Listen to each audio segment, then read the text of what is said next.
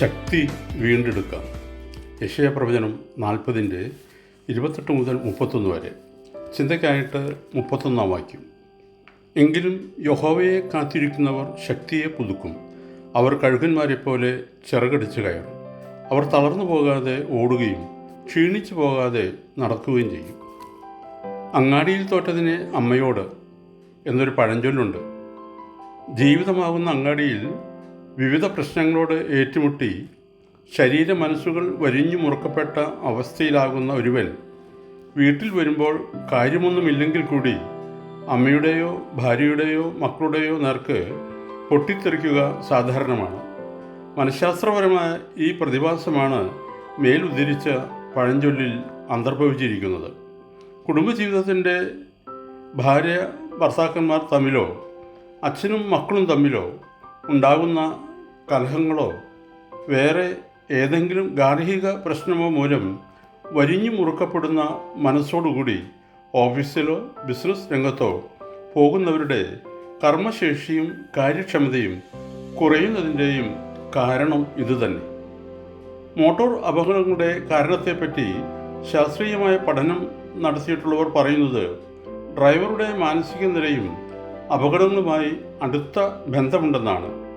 അസ്വസ്ഥനായ, അതിനുള്ള കാരണം എന്തുതന്നെയായാലും ഡ്രൈവറുടെ മാനസികവും ശാരീരികവുമായ പിരിമുറുക്കമാണ് ആകസ്മികമായ അപകടത്തിൽ എത്തുന്നതെന്നാണ് മനഃശാസ്ത്രപരമായ ഗവേഷണ പഠനങ്ങൾ തെളിയിക്കുന്നത്.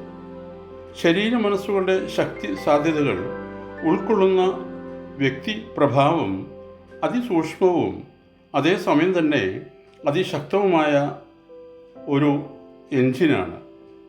എൻജിനീയർമാർ എൻജിൻ്റെ ഭദ്രതയ്ക്ക് വേണ്ട മുൻ കരുതൽ ചെയ്യുന്നത് പോലെ ശ്രദ്ധാപൂർവം കരുതുകയും സൂക്ഷിക്കുകയും ചെയ്യേണ്ട എൻജിനാണ് മനുഷ്യൻ്റെ വ്യക്തി പ്രഭാവം.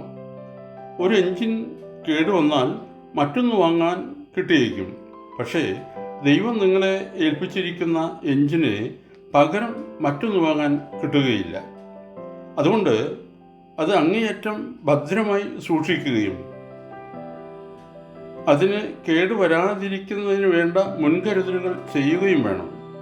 ജീവിതത്തിൽ നേരിടേണ്ടി വരുന്ന പ്രശ്നങ്ങളുടെയും സങ്കീർണമായ സാഹചര്യങ്ങളുടെയും സമ്മർദ്ദം മൂലം എൻജിന് തകരാറുണ്ടാകാതിരിക്കുന്നതിനുള്ള സാങ്കേതിക വിജ്ഞാനം നമുക്കുണ്ടായിരിക്കേണ്ടതാണ്.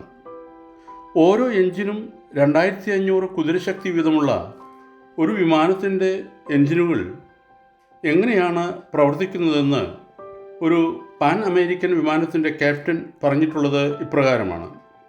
നിലത്തുനിന്ന് പൊങ്ങുമ്പോൾ ഓരോ എൻജിൻ്റെയും 2500 കുതിരശക്തിയും ഉപയോഗിക്കും. നിലത്തുനിന്ന് പൊങ്ങിയാലുടൻ പെട്ടെന്ന് 1800 കുതിരശക്തിയായി കുറയുന്നു. മുന്നോട്ട് പറക്കാനുള്ള ഉയരത്തിലെത്തിയാൽ ഉടൻ 1200 കുതിരശക്തിയായി പിന്നെയും കുറയ്ക്കും. നീണ്ട പറക്കലിന് അത്രയും ശക്തി തന്നെ ആവശ്യമില്ലെന്ന് പൈലറ്റിനറിയാം. അതുകൊണ്ട് ഓരോ എൻജിൻ്റെയും 1000 കുതിരശക്തിയിലേറെ ഉപയോഗപ്പെടുത്തുകയില്ല. നിലത്തുനിന്ന് പൊങ്ങുമ്പോൾ വിമാനത്തിൻ്റെ പരമാവധി ശക്തി ഉപയോഗിക്കുമെങ്കിലും 2 മിനിറ്റിലധികം അത്രയും ശക്തി ഉപയോഗിക്കാറില്ല. കൂടുതൽ സമയം പരമാവധി ശക്തി ഉപയോഗിച്ചാൽ എൻജിൻ തകർന്നു പോകും. മനുഷ്യൻ്റെ വ്യക്തിപ്രഭാവമാകുന്ന എൻജിൻ്റെയും കഥ ഇതുപോലെ തന്നെയാണ്. മുഴുവൻ ശക്തിയും കൂടുതൽ സമയം ഉപയോഗിച്ചാൽ തകർന്നു പോകും. ജീവിതത്തിൽ നമുക്ക് നേരിടുന്ന സംഘർഷങ്ങളുടെയും പ്രതികൂല സാഹചര്യങ്ങളെയും അതിജീവിക്കുന്നതിന് നിലത്തുനിന്ന് ഉയരുന്നതിന് പരമാവധി ശക്തി ഏതാനും നിമിഷ നേരത്തേക്ക് ഉപയോഗിക്കേണ്ടി വരും. എന്നാൽ ഉപയോഗപ്പെടുത്തുന്ന ശക്തിയുടെ നിലവാരം താഴ്ത്താനുള്ള പരിശീലനം നമുക്കുണ്ടായിരിക്കണം. ഇതെങ്ങനെയാണ് സാധിക്കുക?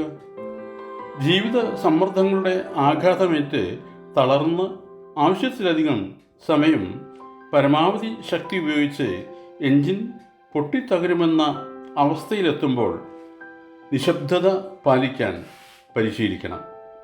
ഒച്ചപ്പാടൊന്നും ഇല്ലാത്ത ഒരു സ്ഥലത്ത് പോയി നിശബ്ദരായിരിക്കുക. എന്തെങ്കിലും ചെയ്യുകയോ സംസാരിക്കുകയോ ചെയ്യരുത്.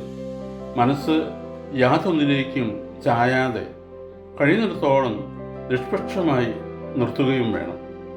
ഇങ്ങനെ ശരീര മനസ്സുകളെ നിശ്ചലമാക്കുമ്പോൾ ചോർന്നുപോയ ശക്തി വീണ്ടെടുക്കുവാൻ നമുക്ക് കഴിയും.